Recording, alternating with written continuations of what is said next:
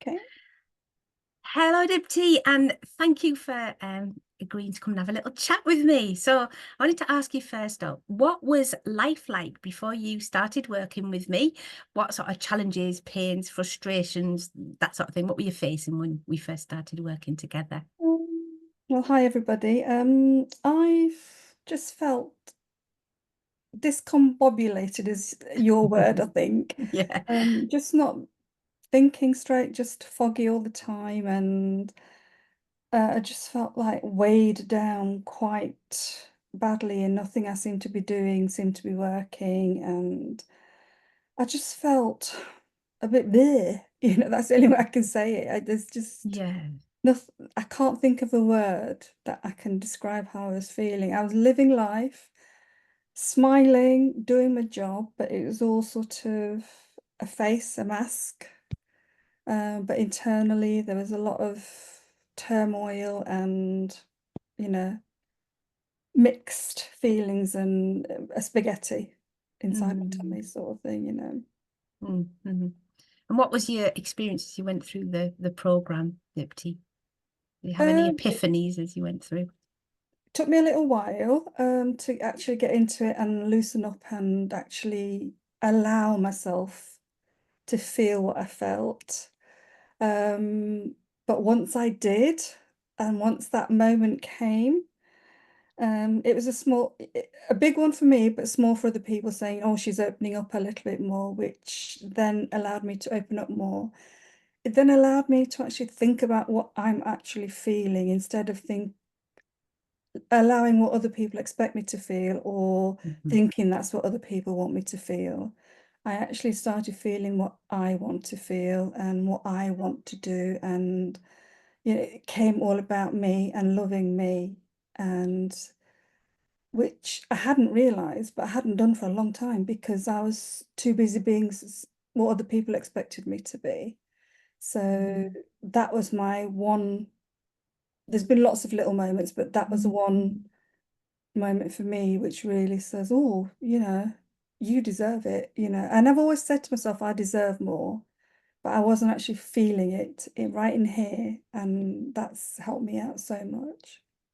Fabulous. And what's changed for you, Dipti? If you think back to Dipti who started working with me to the Dipti today, what's Uh, changed for you? Today, Dipti is buzzing. She's smiling for herself. She's loving herself. And she really doesn't care what anyone else thinks of her. Even if she feels hurt, the knee-jerk reactions have gone. I'm not angry all the time at other people, at me, or, everyone does something wrong. Everyone makes mistakes. But I was forgiving other people, but not forgiving me. So now I look at whatever my role has been in any situation, good or bad. And if I've done wrong by somebody, I'll go and apologize. If I've done right by somebody, I thank me for making somebody else feel good. And it's all about me. As selfish as that sound, it's not. And people shouldn't think that it's selfish because it's not. And it comes down to the old adage that, if you don't put on your own life jacket, you can't save other people, and that's how I feel. I've got to love me first. I've got to think that I'm good before I can do anything for other people, and for many, many years, because as a mum, wife, daughter, daughter-in-law, all of the other things, I've put other people first. I've never put me first. And, even after I nearly died through a major operation, I still didn't put me first. It was all about other people. Mm. And right now it's me. I love me, my mistakes and all, because they're mine to own. And I accept them. I accept me. And I've always wanted to be this sort of perfect person. Mm. And then I thought, well, if I'm perfect, I've got no room to grow. I've got no room to be not a better person, but a bigger person, and learn. Because as I said, we all make mistakes. Mm. Lovely. What about the feeling of discombobulation that you had when you first started?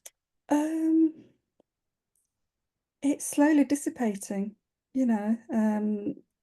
It's taken me a little while, as you know, but now the more I've worked with you, the more methods you've introduced me to, the more techniques, and you've certainly given me a big toolbox full of things I can use.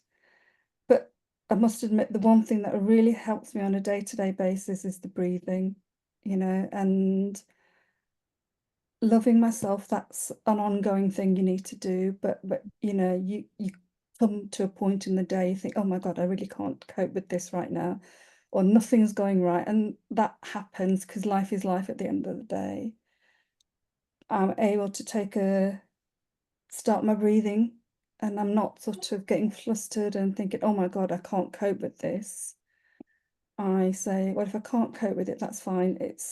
I can't control it, so I don't need to do anything about it. And I'm letting go, Mm. which has been the most biggest benefit to me, I think, because letting go of stuff is, I've always thinking I'd need to do everything from A to Z and be the perfect person, and I've got to do everything for everybody else, you know. But no, I can't, you know, because people grow, they move on, they move forward. And I've moved forward. I've grown, you know. I'm actually starting to feel grown up now.